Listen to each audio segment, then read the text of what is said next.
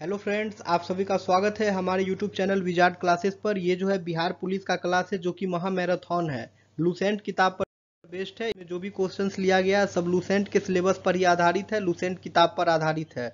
आप लोग इस सेशन को अवश्य देखिए बिहार पुलिस एग्जाम देने से पहले। हो सकता है कुछ क्वेश्चन आपको हूबहू टकरा जाए एग्जाम में, तो इस सेशन को अवश्य देखें। टोटल अभी 50 क्वेश्चंस को हम लोग डिस्कस करेंगे और बहुत ही कम समय लेंगे, ठीक है, क्योंकि आप लोग के पास टाइम नहीं है। तो चलिए स्टार्ट करते हैं। भारत के सम प्रतीक के नीचे उत्कीर्ण भारत की राष्ट्रीय आदर्शीकृत सत्यमेव जयते कहाँ से ली गई है? तो पूछ रहा है सत्यमेव जयते कहाँ से ली गई है। तो सत्यमेव जयते जो है मुंडकोपनिषद से लिया गया है, ठीक है। नेक्स्ट क्वेश्चन पे आते हैं। नेक्स्ट क्वेश्चन है साइमन कमीशन के आने के विरुद्ध भारतीय जन आंदोलन क्यों हुआ? ठीक है, साइमन कमीशन में कोई भी भारतीय सदस्य नहीं था, ठीक है। साइमन कमीशन में कोई भी भारतीय सदस्य नहीं था, इसलिए साइमन कमीशन के आने के विरुद्ध भारतीय जन आंदोलन हुआ। नेक्स्ट है भारत में साइमन कमीशन के बहिष्कार के मुख्य कारण क्या थे? भारत में साइमन कमीशन के बहिष्कार के मुख्य कारण क्या थे? तो इसका आंसर हो जाएगा सभी सदस्य अंग्रेज थे, ठीक है। भारत में जो है साइमन कमीशन के आने का बहिष्कार का मुख्य कारण यही था कि उसमें सभी सदस्य जो थे अंग्रेज थे। नेक्स्ट है किसके सुझाव पर भारतीयों को साइमन कमीशन से बाहर रखा गया? पूछ रहा है किसके सुझाव पर भारतीयों को साइमन कमीशन से बाहर रखा गया? तो आंसर हो जाएगा लॉर्ड इरविन के सुझाव पर, ठीक है। लॉर्ड इरविन के सुझाव पर जो है भारतीयों को साइमन कमीशन से बाहर रखा गया। नेक्स्ट है निम्नलिखित में से कौन सी नेहरू रिपोर्ट की अनुशंसा नहीं थी?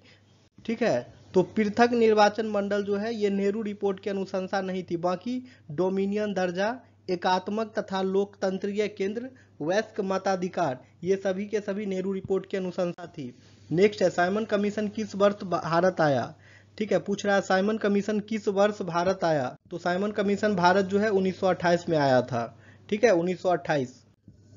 साइमन आयोग नियुक्त किया गया था।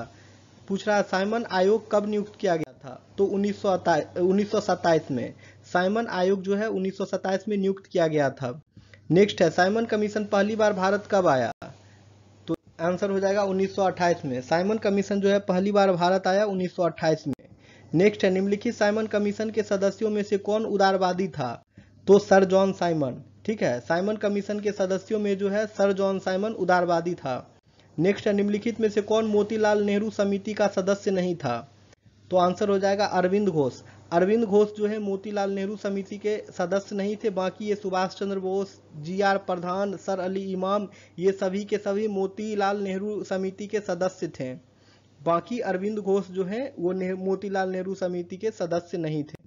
नेक्स्ट है एक सर्वदलीय सम्मेलन ने एक उप समिति 1828 की नियुक्ति की जिसमें अली इमाम, तेज बहादुर सप्रू तथा सुभाष चंद्र बोस थे। इस उप समिति की अध्यक्षता कौन कर रहा था? तो मोतीलाल नेहरू ने। नेक्स्ट है नेहरू रिपोर्ट तैयार किसने की थी? तो नेहरू रिपोर्ट तैयार मोतीलाल नेहरू ने की थी, यानी कि एमएल नेहरू ने। नेहरू रिपोर्ट का संबंध किससे है? तो नेहरू रिपोर्ट का संबंध जो है मोतीलाल नेहरू से है। नेक्स्ट है निम्नलिखित में से किसने सर्वप्रथम भारत के लिए औपनिवेशिक स्वराज्य की मांग की थी? तो सर तेज बहादुर सप्रू और जैकर ने, ठीक है। सर तेज बहादुर सप्रू और जैकर ने सर्वप्रथम भारत के लिए औपनिवेशिक स्वराज्य की मांग की थी।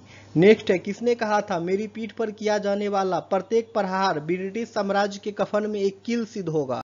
तो लाला लाजपत राय ने कहा था। लाला लाजपत राय ने कहा था मेरी पीठ पर किया जाने वाला प्रत्येक प्रहार ब्रिटिश साम्राज्य के कफन में एक कील सिद्ध होगा।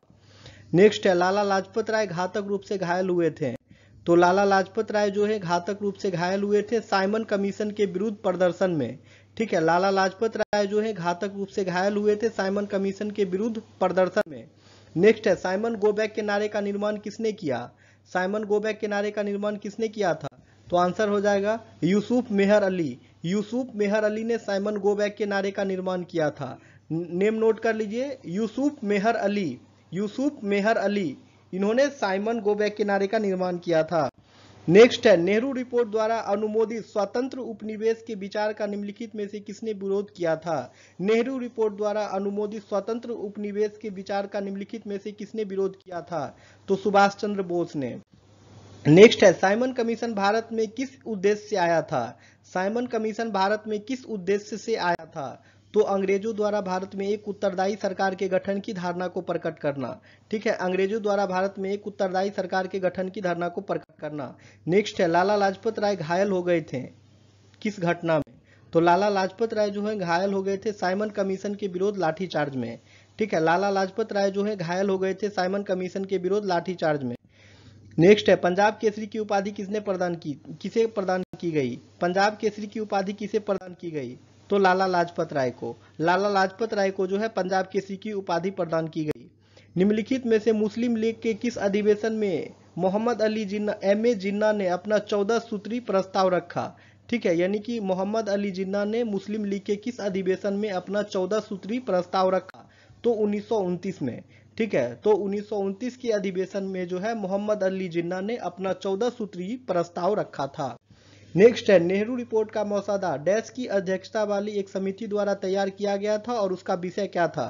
तो मोतीलाल नेहरू के द्वारा किया गया था और भारत में संवैधानिक व्यवस्थाएं इसका विषय था। नेक्स्ट है, फरवरी 1928 में आयोजित सर्वदलीय सम्मेलन के अध्यक्ष निम्नलिखित में से कौन थे? फरवरी 1928 में आयोजित सर्वदलीय सम्मेलन के अध्यक्ष निम्नलिखित में से कौन थे? तो इसका आंसर हो जाएगा डॉक्टर एम.ए. अंसारी। नेक्स्ट है, निम्नलिखित में से किसने स्वराज पार्टी निर्माण करने के लिए कांग्रेस के अध्यक्ष पद से त्यागपत्र दे दिया था? निम्नलिखित में से किसने स्वराज पार्टी निर्माण के लिए अंग्रेज के अध्यक्ष पद से त्यागपत्र दे दिया था? ठीक है, अंग्रेज नहीं करने के लिए कांग्रेस के अध्यक्ष पद से त्यागपत्र दे दिया था। तो आंसर हो जाएगा सी.आर. दास। ठीक है, स्वराज पार्टी निर्माण करने के लिए कांग्रेस के अध्यक्ष पद से जो है सी.आर. दास ने त्यागपत्र दे दिया था। नेक्स्ट है, स्वराज पार्टी का गठन की असफलता के बाद क्या हुआ? तो स्वराज पार्टी का गठन की असफलता के बाद जो है असहयोग आंदोलन हुआ। नेक्स्ट है, बिहार में स्वराज दल का गठन किसने किया था? बिहार में स्वराज दल का गठन किसने किया था? तो श्री कृष्ण सिंह ने बिहार में स्वराज दल का गठन किया था। नेक्स्ट है, स्वतंत्रता पूर्व भारत में निम्नलिखित में से किसने केंद्रीय विधानसभा में स्वराज दल का समर्थन किया था? स्वतंत्रता पूर्व भारत में निम्नलिखित में से किसने केंद्रीय विधानसभा में स्वराज दल का समर्थन किया था? तो मोहम्मद अली जिन्ना ने। ठीक है, मोहम्मद अली जिन्ना ने स्वतंत्रता पूर्व भारत में निम्नलिखित में से केंद्रीय विधानसभा में स्वराज दल का समर्थन किया था। निम्नलिखित में से कौन सा देश बंधु के नाम से प्रसिद्ध है? निम्नलिखित में से कौन देश बंधु के नाम से प्रसिद्ध है? तो आंसर हो जाएगा चित्तरंजन दास। ठीक है, नेक्स्ट है, स्वराज आम जनता के लिए होना चाहिए केवल वर्गों के लिए नहीं, प्रसिद्ध सूत्र की घोषणा की है। स्वराज आम जनता के लिए होना चाहिए केवल वर्गों के लिए नहीं, प्रसिद्ध सूत्र की घोषणा किसने की?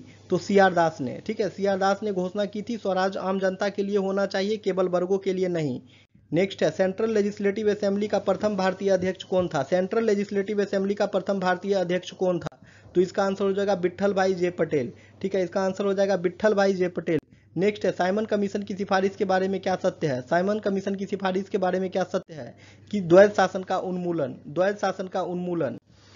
1927 के किस कांग्रेस अधिवेशन में साइमन कमीशन का बहिष्कार करने वाला एक प्रस्ताव पारित किया गया था? 1927 के किस कांग्रेस अधिवेशन में साइमन कमीशन का बहिष्कार करने वाला एक प्रस्ताव पारित किया गया था? तो मद्रास अधिवेशन में। 1927 के मद्रास कांग्रेस अधिवेशन में साइमन कमीशन का बहिष्कार करने वाला एक प्रस्ताव पारित किया गया था। लाला लाजपत राय की मृत्यु निम्नलिखित में से किस घटना से संबंधित है? लाला लाजपत राय की मृत्यु निम्नलिखित में से किस घटना से संबंधित है? तो इसका आंसर हो जाएगा साइमन कमीशन। ओके, इसका आंसर हो जाएगा साइमन कमीशन, यानी कि साइमन कमीशन जो है लाला लाजपत राय की मृत्यु से संबंधित घटना है।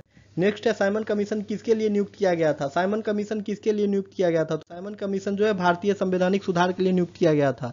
तो साइमन कमीशन जो है भारतीय संवैधानिक सुधार के लिए नियुक्त किया गया था। नेक्स्ट है, क्रिप्स मिशन भारत में किस वर्ष आया था? तो क्रिप्स मिशन भारत जो है 1942 में आया था। क्रिप्स मिशन भारत जो है 1942 में आया था। नेक्स्ट है, क्रिप्स प्रस्ताव को किसने दुर्घटनाग्रस्त बैंक के उत्तर दिनांकित चेक के रूप में देखा? क्रिप्स प्रस्ताव को किसने दुर्घटनाग्रस्त बैंक के उत्तर दिनांकित चेक के रूप में देखा? तो महात्मा गांधी ने। नेक्स्ट है, निम्नलिखित में से किस प्रधानमंत्री ने भारत में क्रिप्स मिशन भेजा? निम्नलिखित में से किस प्रधानमंत्री ने भारत में क्रिप्स मिशन भेजा? तो विंस्टन चर्चिल ने। ठीक है, क्वेश्चन है, निम्नलिखित में से किस प्रधानमंत्री ने भारत में क्रिप्स मिशन भेजा? तो विंस्टन चर्चिल ने। नेक्स्ट है, निम्नलिखित में से कौन क्रिप्स मिशन के साथ आधिकारिक कांग्रेस वार्ताकार थे? निम्नलिखित में से कौन क्रिप्स मिशन के साथ आधिकारिक कांग्रेस वार्ताकार थे? तो पंडित जवाहरलाल नेहरू और मौलाना आजाद। निम्नलिखित में से किसने गांधी जी के आंदोलनों को राजनीतिक ब्लैकमेल कहा था? निम्नलिखित में से किसने गांधी जी के आंदोलनों को राजनीतिक ब्लैकमेल कहा था? तो लॉर्ड लिन लिथगो ने गांधी जी के आंदोलनों को राजनीतिक ब्लैकमेल कहा था। नेक्स्ट है, कानूनी विषय पर राज्य सरकार को कौन परामर्श देता है? कानूनी विषयों पर राज्य सरकार को कौन परामर्श देता है? तो एडवोकेट जनरल। तो एडवोकेट जनरल जो है कानूनी विषयों पर राज्य सरकार को परामर्श देता है। नेक्स्ट है क्रिप्स मिशन 1942 के असफल होने पर सबसे महत्वपूर्ण कारण कौन सा था? तो इसका सबसे महत्वपूर्ण कारण था क्रिप्स का ग्रहण करने या छोड़ देने वाला दृष्टिकोण। भारत और चीन के बीच कौन सी रेखा सीमा निर्धारण करने का कार्य करती है? भारत और चीन के बीच कौन सी रेखा सीमा निर्धारण करने की कार्य करती है? तो मैकमोहन रेखा।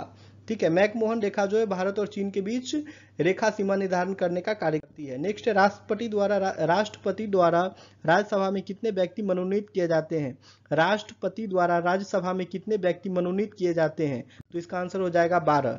ठीक है, यानी कि राष्ट्रपति द्वारा जो है राज्यसभा में 12 व्यक्ति मनोनीत किए जाते हैं। नेक्स्ट है विश्व की सबसे लंबी नदी कौन सी है? विश्व की सबसे लंबी नदी कौन सी है? इसका आंसर हो जाएगा नील। इसका आंसर हो जाएगा नील।